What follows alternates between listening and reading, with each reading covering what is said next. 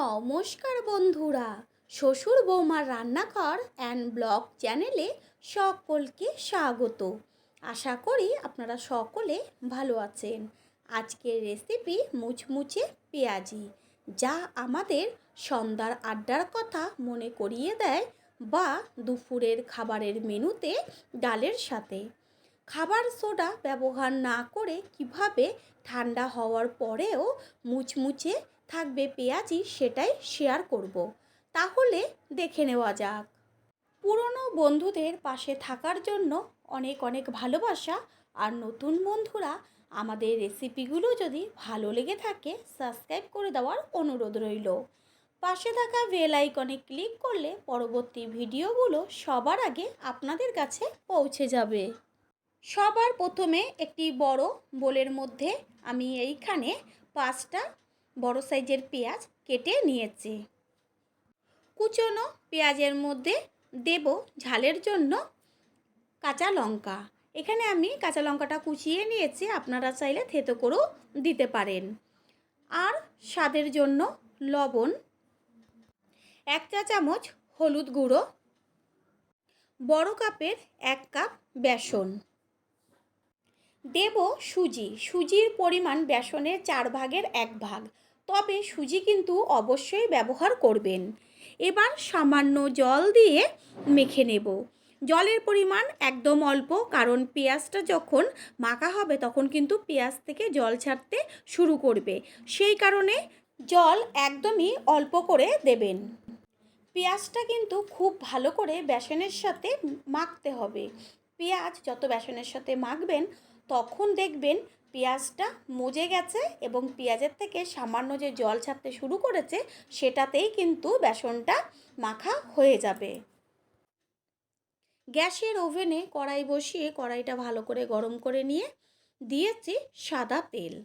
তেল খুব ভালো করে গরম করে নিতে হবে। তারপর পেঁয়াজির আকারে চ্যাপটা চ্যাপটা করে গরম তেলের মধ্যে দিয়ে দিতে হবে। আর যখন পেঁয়াজিগুলো গরম তেলে ছাড়া হবে তখন কিন্তু গ্যাসের ফ্লেম একদম লো করে দিতে হবে। ঠিক এইভাবে হাতের আঙুল দিয়ে চেপে চ্যাপটা চ্যাপটা করে বড় আকারে পেঁয়াজিগুলো গরম তেলের মধ্যে ছেড়ে দিচ্ছি।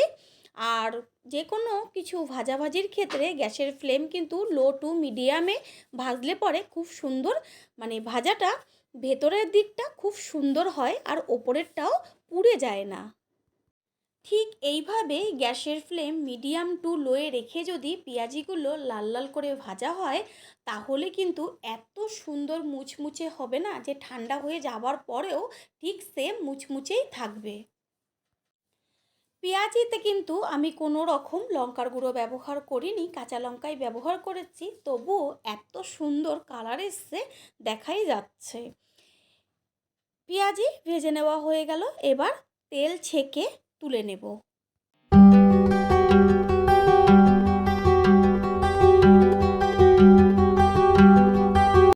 আর একইভাবে অন্য পেঁয়াজিগুলো ভেজে নেব। পেঁয়াজি তৈরি করতে কিন্তু তেমন কোনো মশলা একদমই লাগে না, আবার সময়ের দিক থেকেও খুবই কম লাগে। একদম অল্প সময়ে দারুণ একটা রেসিপি তৈরি হয়ে যায়, যা নাকি সন্ধ্যার আড্ডায় একদম জমে যাবে মুড়ির সাথে।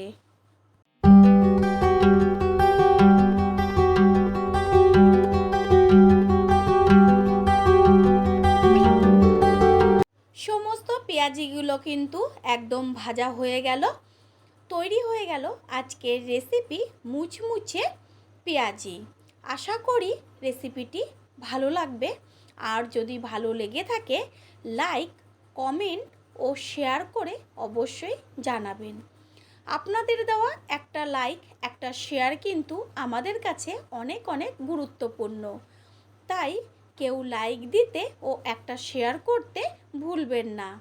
আপনাদের কাছ থেকে চাই আমরা অনেক অনেক ভালোবাসা ও সহযোগিতা। All friend, thanks for watching my video.